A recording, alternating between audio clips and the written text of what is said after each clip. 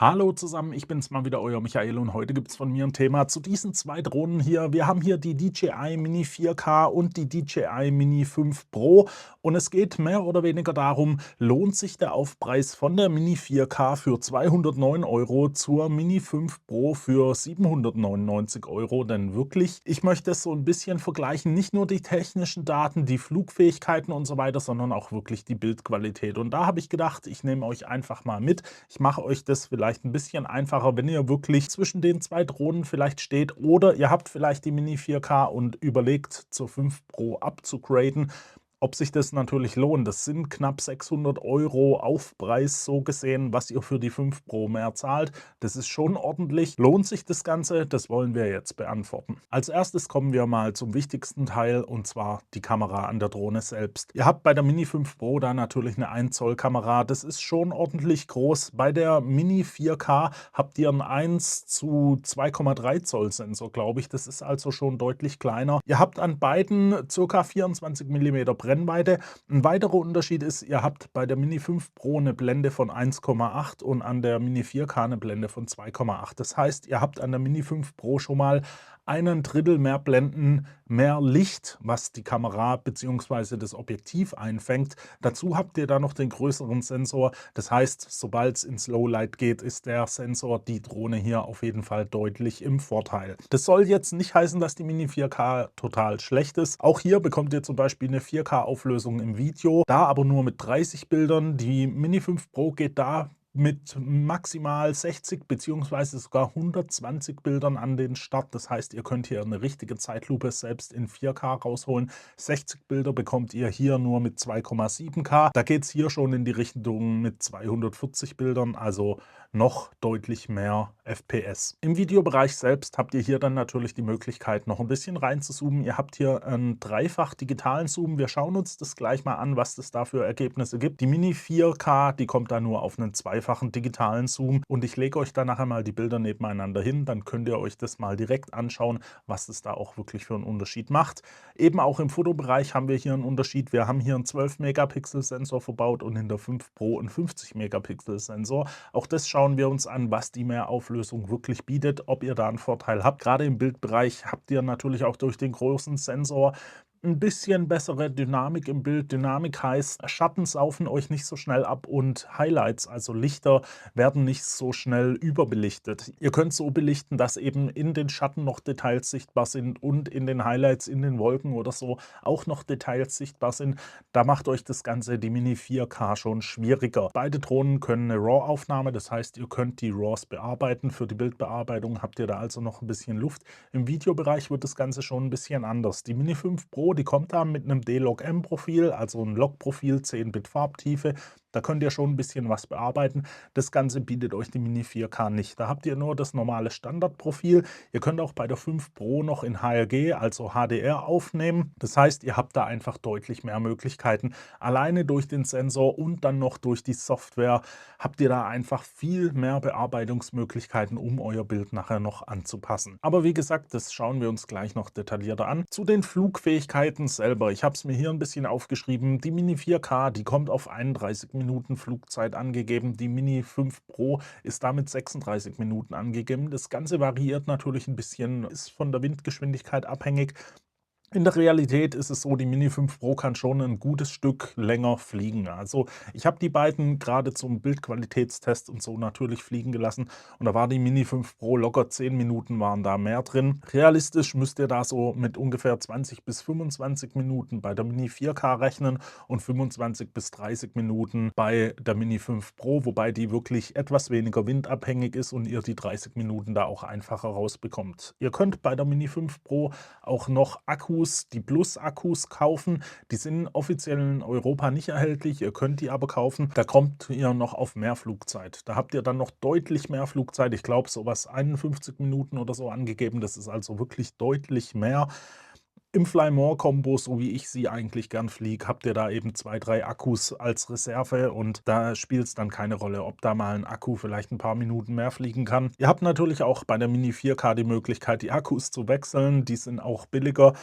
Ja, müsst ihr wissen, von der Akkulaufzeit würde ich den ganzen Unterschied hier gar nicht abhängig machen. Natürlich habt ihr auch Unterschiede in der Geschwindigkeit, und zwar nicht nur die Geschwindigkeit nach vorne, die ist nämlich gar nicht mal so hoch, da seid ihr bei der 4K bei 57 km/h und bei der 5 Pro bei ungefähr 64 km/h. Mit dieser Flight Battery Plus würdet ihr dann da auf 68 km/h kommen.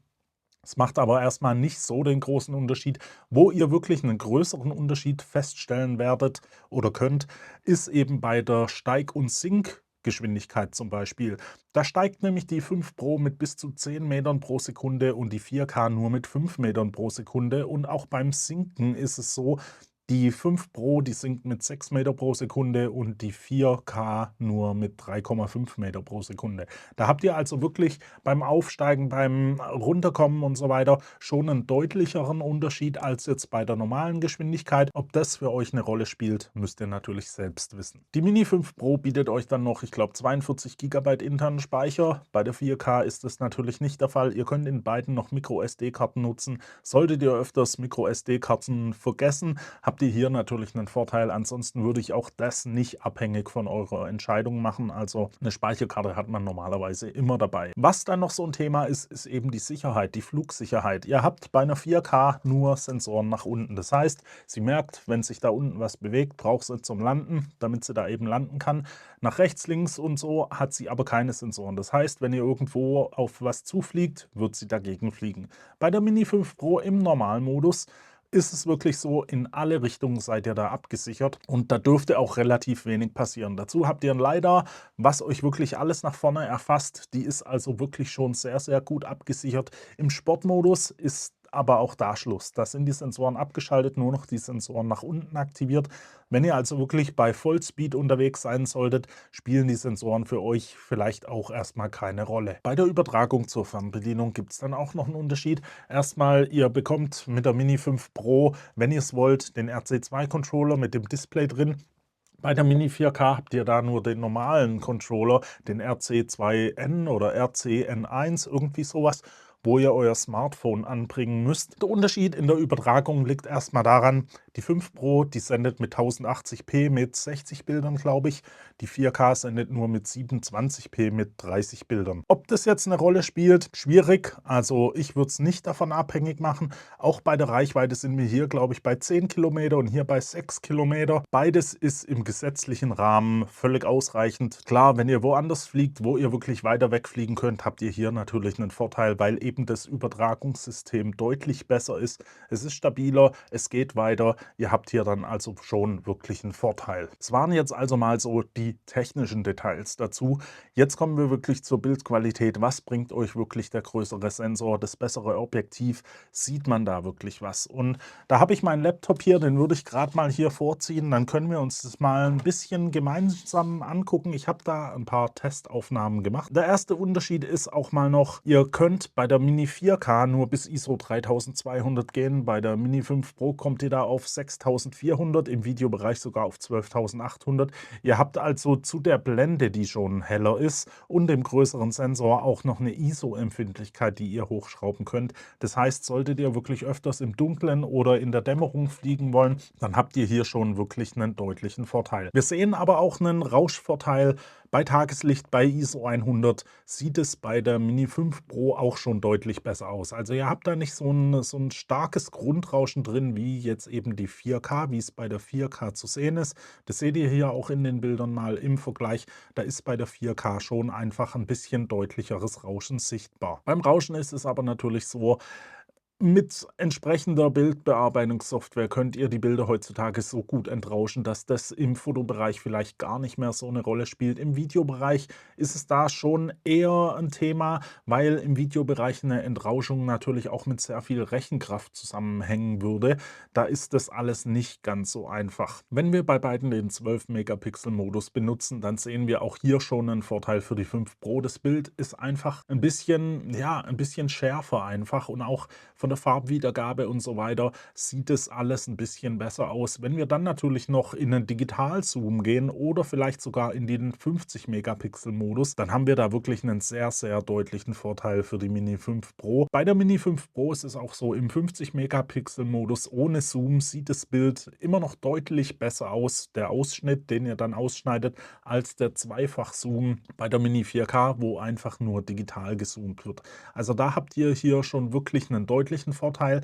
Wo man einen kleinen Unterschied sieht, der 50 Megapixel Modus ist an der Mini 5 Pro nicht ganz so scharf, wie wenn ihr in der Drohne selbst zweifach zoomen würdet, also den Digitalzoom nutzt. Da bekommt der Digitalzoom mit zweifach dann doch noch mal ein bisschen ein schärferes Bild hin. Aufgrund der Sensorfläche, wie schon gesagt, habt ihr bei der Mini 5 Pro einfach auch wirklich deutlich weniger Rauschen über den kompletten ISO-Bereich. Nach oben wird es natürlich immer besser für die 5 Pro. Auch im Videobereich sieht man da natürlich einen deutlichen Vorteil für die 5 Pro. Alles andere wäre aber auch überraschend. Also klar, wir haben hier wirklich einen deutlichen Preisunterschied, einen deutlichen Sensorunterschied und so weiter. Das sollte man dann auch sehen. Und im Video ist es dann auch wirklich so, ihr seht es beim Einfachzoom, beim Zweifachzoom oder sogar wenn ihr bei der 5 Pro in den Dreifachzoom geht, das sieht alles immer deutlich besser aus, als es an der 4K der Fall ist.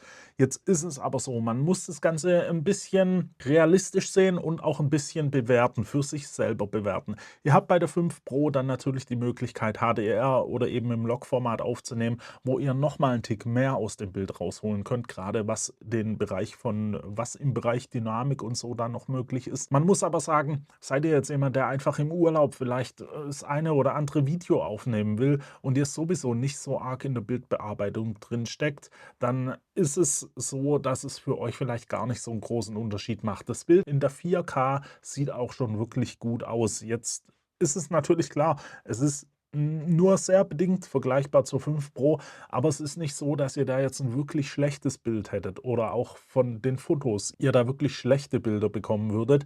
Ihr könnt mit den Bildern schon was anfangen. Und wenn ihr vielleicht sogar jemand seid, der die Bilder, Videos einfach nur im Instagram teilt, dann spielt dieses letzte bisschen an Bildqualität für euch vielleicht überhaupt gar keine Rolle und ihr müsst euch wirklich Gedanken drüber machen, ob im Bildqualitätsbereich die 5 Pro euch da wirklich so viel mehr bietet.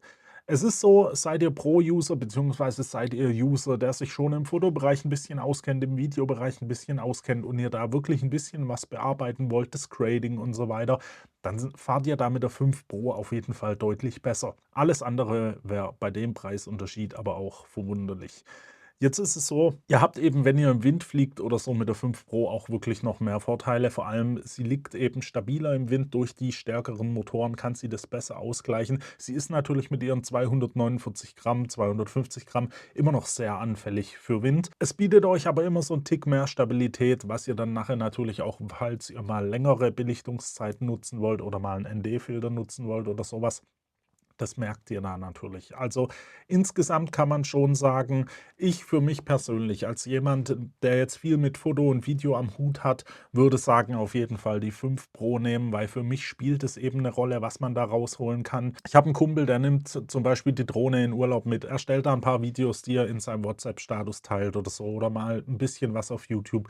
Für den tut es auch locker die 4K und das wird auch der Großteil wahrscheinlich so sehen, wenn ihr eher Hobbyflieger seid oder Einsteiger. Es ist eben eine Einsteigerdrohne von DJI und genauso verhält sie sich auch.